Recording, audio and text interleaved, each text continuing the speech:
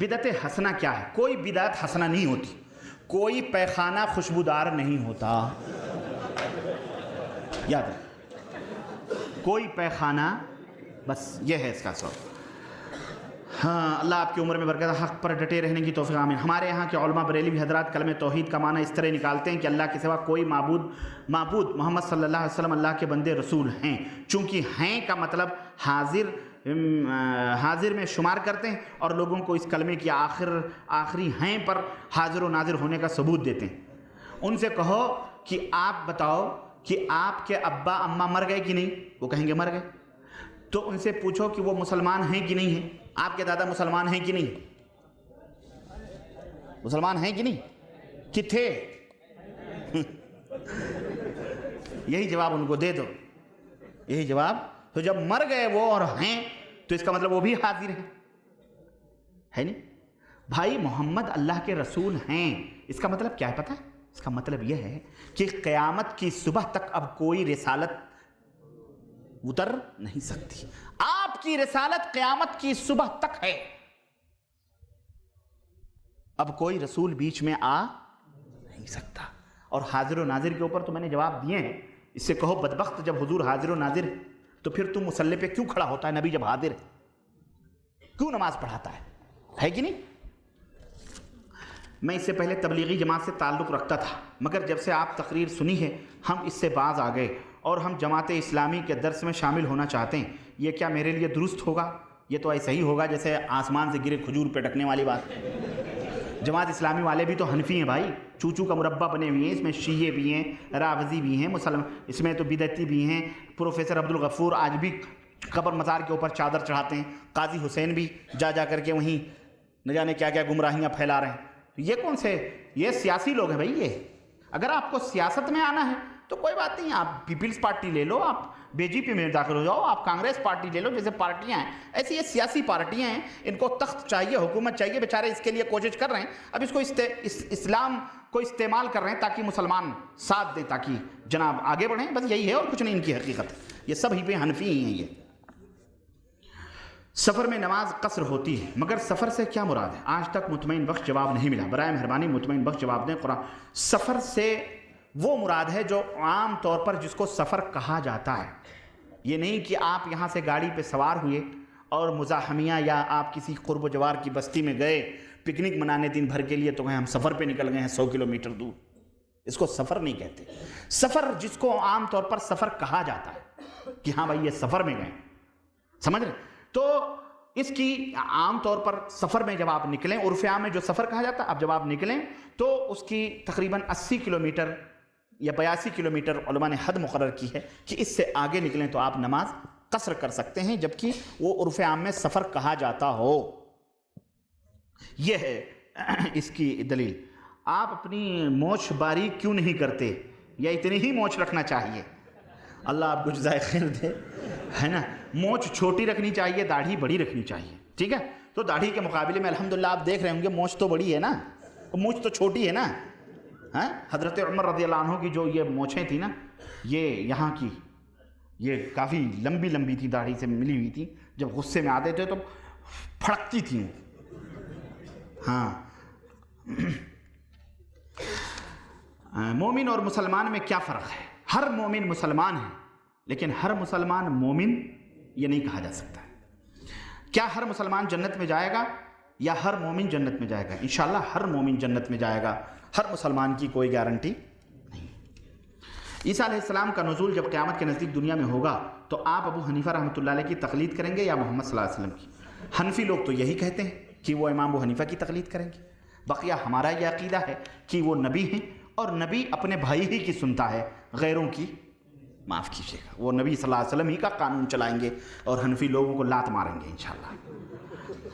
سعودی آنے کے بعد آپ جسے علماء سے معلوم ہوا اور صراط مستقیم کی راہ حاصل ہوئی، ہم جیسے لوگ جب ہند و پاک جائیں تو شرک و بدعات کو نکال کر توحید کی دعوت کس طرح دیں؟ مہربانی کر کے کوئی تجویز کریں۔ آپ پہلے خود عمل کریں توحید پر اور شرک سے بچیں، اور اس کے بعد میں دھیرے دھیرے اپنے گھر والوں کو، اپنے محلوں کو پھر اس طرح سے دعوت دیں، اور انشاءاللہ تعالی یہی تجویز ہے میری۔ مسجد میں نکاح پڑھنا جائز ہے یا نہیں؟ بے شک جائز ہے۔ کیا شرمگاہ کو دھونا धोना हाथ लगाया जाए इत्तेफाकन या किसी उज़्र की वजह से तो जायज़ है या नहीं।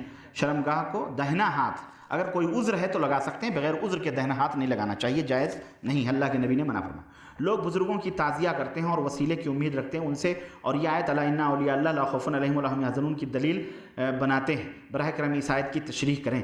आप मेरी तकरीर है औलियाउर रहमान औलियाउर शैतान, ये जालियात सनाइया में मिलती है, आप ले लें, इंशाल्लाह पूरी तफसीलात इस ताल्लुक़ से आपको मिल जाएगी। हम एक आटे की चक्की चलाते हैं। इंडिया में 5 किलो गंदम पीसने के 2 रुपये लेने के बाद 100 ग्राम आटा हर 5 किलो गंदम पर कटौती काटते हैं, क्या ये जायज़ है? याद रहे कि अगर हर 5 किलो पर 100 ग्राम आटा कटौती बतौर वसूल न गया तो बाज़ दफ़ा अपने पास से भी देना पड़ सकता है, यानी आटा जितना है चक्की में। अगर ये चीज़ इसलिए है कि आप मसलन कुछ आटे चक्की में फंस जाते हैं तो दूसरों को कम हो जाते हैं, फिर तीसरों को कम हो जाते हैं, तो बहरहाल वो आपको खाना वो तो हराम है, आपके लिए खाना वो हराम है। अलबत्ता वो कस्टमर का माल है तो कस्टमर में जाने दीजिए। शरई लिहाज से क्या आपका नाम मेराज रब्बानी दुरुस्त है? इंशाअल्लाह दुरुस्त है। अस्सलाम वालेकुम। अल्हम्दुलिल्लाह, जब से अहले हदीस में शरीक हुआ हूँ दिमाग की नसें खुलती हुई महसूस होती हैं। सवाल यह है कि बदर की लड़ाई के बाद वापसी पर रसूलुल्लाह सल्लल्लाहु अलैहि वसल्लम ने जंग में मरने वाले काफिरों से मुखातब होकर जो बात कही थी उस पर हज़रत उमर रज़ी अल्लाह तआला अन्हु ने बेजान जिस्मों से खिताब करने की वजह पूछी थी, तो अल्लाह के हबीब सल्लल्लाहु अलैहि वसल्लम ने जवाब दिया था कि आप सल्लल्लाहु अलैहि वसल्लम की बात मुर्दा कुफ़ार सहाबा रज़ी अल्लाह अन्हुम से ज़्यादा सुन रहे हैं। बराह करम इस इल्म की रोशनी में समझाएं। हमारे कुछ दोस्त ये कहते हैं जब मुर्दा कुफ़ार सुन सकते हैं तो मोमिन मुर्दा क्यों नहीं सुन सकते? इसलिए नहीं सुन सकते कि मोमिन मुर्दा कुफ़ार की तरह नहीं होता है। नहीं समझे? अब जब हज़रत मूसा अलैहिस्सलाम पत्थर पे लाठी मार कर चश्मे निकाल सकते हैं तो क्या आप भी निकाल सकते हैं? बोलो। तो वो नबी की बात है, वो नबी की बात है, आप नबी नहीं हो सकते। उस वक्त वो नबी का मौजज़ा है, उस वक्त उनकी ज़िल्लत और रुसवाई से अल्लाह के नबी सल्लल्लाहु अलैहि वसल्लम ने फरमाया कि ये ज़लील और रुसवा हुए हैं, मेरी बात अल्लाह इस वक्त इनको सुना रहा है, तुमसे ज़्यादा ये सुन रहे हैं, ये समझे? और हर जगह उनसे कहिए कि कुफ्र न शामिल करें। इन्नका ला तुस्मिउल मौता, अल्लाह ने फरमाया कि ए नबी तुम मुर्दों को नहीं सुना सकते, अल्लाह जिसको चाहता है सुनाता है। जनाब, आपने हनफियों को शिया से बदतर बतलाया है, लेकिन जिस तरह शिया सुन्नियों के साथ मारकाट करते हैं हनफी तो दूसरे मज़ाहिब वालों के साथ नहीं करते, या आप नहीं जानते हैं। जिस तरह मैंने झूठ में कहा झूठ, और दूसरी बात यह है कि जिस तरह हनफी आपस में मारकाट करते हैं, आप आपस में देख लें, बम्बई के अंदर गुज़श्ता साल की बात है, तबलीगी निसाब वालों के इज्तिमा के बाद 2 खून हुए हैं इनके यहाँ और 2 खून हुए हैं देवबंदियों के यहाँ। हुए हैं कि नहीं हुए हैं? और अभी 5, 6, 8 कादियानियों को पाकिस्तान में मारा गया कि नहीं मारा गया? वो भी तो हनफी हैं यार, वो भी हनफी हैं। हनफी, मैं हनफी जानता हूँ बस, अब मैं ये कहना छोड़ दिया ये देवबंदी है कि बरेलवी, हनफी बस। एक हम्माम में सब नंगे, हनफी बस, हनफी। ये कहना गलत है ये देवबंदी या बरेली। भाई उसका ख़ानदान है, उस ख़ानदान में अब्दुल्ला भी नाम है, अब्दुर्रहमान भी नाम है, तो ख़ानदान का नाम लो, नाम से तुम्हें क्या लेना है?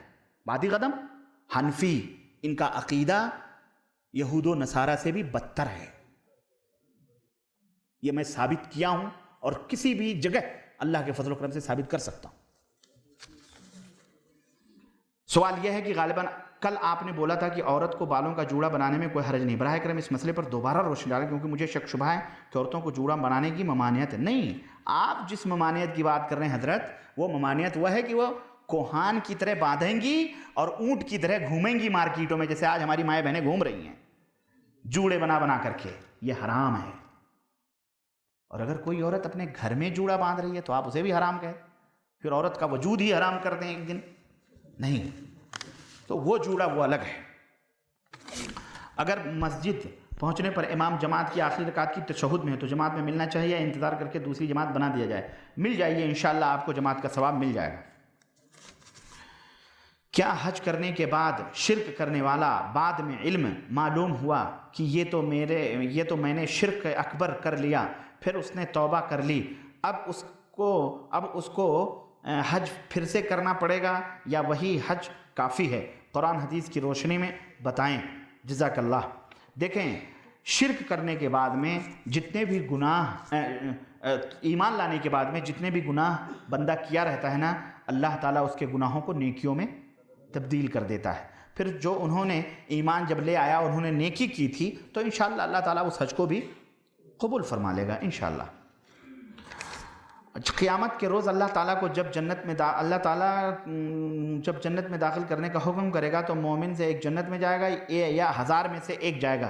اس حدیث کو واضح طور پر بیان فرمائیں۔ 100 میں سے، یہ دونوں روایتیں ہیں، 100 میں سے 99 جہنم میں اور ایک جنت میں، اور ایک روایت میں ہے کہ 999 یہ جہنم میں اور ایک جنت میں، دونوں روایتیں۔ اس کا نام بھی بتلائیں، اس حدیث بھی ہیں، اس کا نام بھی بتلائیں، اور یہ دلیل صرف مسلمانوں کے لیے یا اس میں کافر بھی؟ یہ مسلمانوں کے لیے اور کافر اس میں سب ہیں۔ مسلمان مشرک کے جنازے میں شامل ہونا چاہیے یا نہیں؟ سنا ہے کہ جنازے میں شامل تو ہو جائیں مگر نماز جنازہ نہیں پڑھیں، تو پھر جنازے میں شامل ہونے کا مطلب کیا ہے آپ کا؟ صرف یوں ہی نام کے لیے جائیں؟ تو یقیناً اگر ایسی کوئی بات ہے، خطرہ ہے، ڈر ہے، تو آپ جائیں، لیکن ان کے ساتھ نماز جنازہ اس کے اوپر نہ پڑھیں، یا کھڑے ہو جائیں۔ تو کھڑے ہونے سے کیا ہے؟ وہاں کہاں رکوع سجدہ کرنا پڑتا ہے، کھڑے رہیں، ہاتھ ہلاتے رہیں، سمجھ لیں، اگر ڈر ہے تو، ورنہ نہیں جانا چاہیے۔ امام ابو حنیفہ رحمۃ اللہ علیہ ایک ٹانگ پر پورا قرآن پڑھے، یہ لکھا ہے، اور کس کتاب میں لکھا ہے؟ اللہ، اب آپ کتاب کھلواؤ گے مجھ سے۔ یہ امام ابو حنیفہ ایک ٹانگ کے اوپر پڑھا کرتے تھے، یہ میرے پاس کتاب ہے بھائی، ابو الحقانی صاحب نے، وہ کوئی کون ہے، عبد القیوم حقانی پاکستان کے، انہوں نے یہ کتاب لکھی ہے۔ یہ لاؤ بھائی، کہاں ہے وہ کتاب؟ کھول کے ذرا دو، امام ابو حنیفہ، حیات ابو حنیفہ رحمۃ اللہ علیہ۔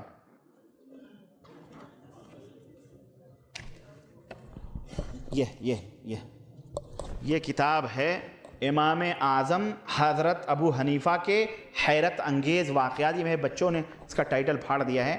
اچھا، یہ کتاب جو ہے یہ ہے، دیکھیں اس میں لکھا ہے، اس میں یہ لکھا ہوا ہے، بہت ساری باتیں ہیں۔ میں نے وہاں دکھایا تھا کہ نہیں دکھایا تھا؟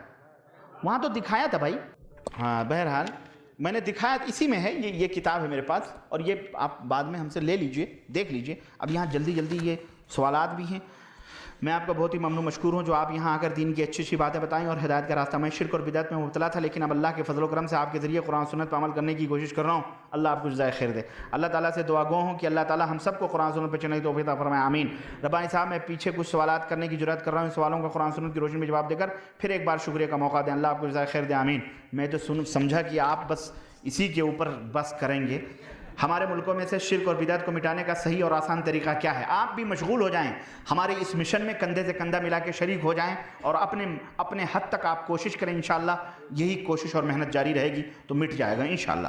ایک مشرک اور بدعتی کو توحید کی دعوت دینے کا آسان راستہ کیا ہے؟ ایک تو دعا کریں اور دوسرے اس کو سمجھائیں، اور اگر مارے تو مار کھائیں، یہ سب سے آسان راستہ ہے۔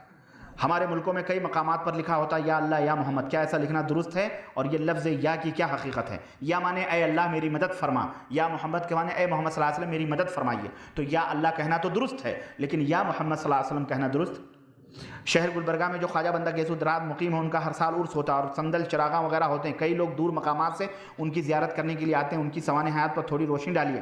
ان کی سوانح حیات دیکھنی ہے تو صوفی اور برہمن، یا صوفی اور شیطان، یہ دو کیسٹیں میری، اس میں دیکھو، یہ تو پرلے درجے کا شیعہ تھا۔ یہ نکاح کے بعد 2 رکعت نماز پڑھنے کا صحیح طریقہ کیا ہے؟ نکاح کے بعد 2 رکعت نماز تو میں نہیں جانتا ہوں پڑھا جاتا ہے، البتہ شادی کی جو پہلی رات ہوتی ہے اس میں بیوی کے پاس جانے، کمرے میں پہنچے وہاں 2 رکعت پڑھیں۔ عبداللہ ابن مسعود رضی اللہ تعالیٰ عنہ کی حدیث ہے۔ وطر پڑھنے کا صحیح طریقہ بیان فرمائیں۔ وطر پڑھنے کا میں نے بتا چکا ہوں، میں اس آپ لوگ اس کو معلوم کر لیں۔ اگر کوئی 11ویں یا نیاز وغیرہ کر لے اور زبردستی دعوت پہ بلائے تو اس دعوت میں شرکت کرنا جائز ہے یا نہیں؟ نہیں جائز ہے۔ آپ کہہ دیں کہ میں روزے سے ہوں۔ ہاں بھائی، وقت بہت زیادہ ہو رہا ہے، اور یہ دیکھیں بہت زیادہ سوالات ہیں۔ یہ میں رکھتا ہوں انشاءاللہ ہارے کی مسجد میں، اور کل ریاض کہاں پہ؟ پرسوں شمال الریاض میں پروگرام ہے، انشاءاللہ وہاں حاضر ہوں، انشاءاللہ وہاں جوابات دیے جائیں گے انشاءاللہ۔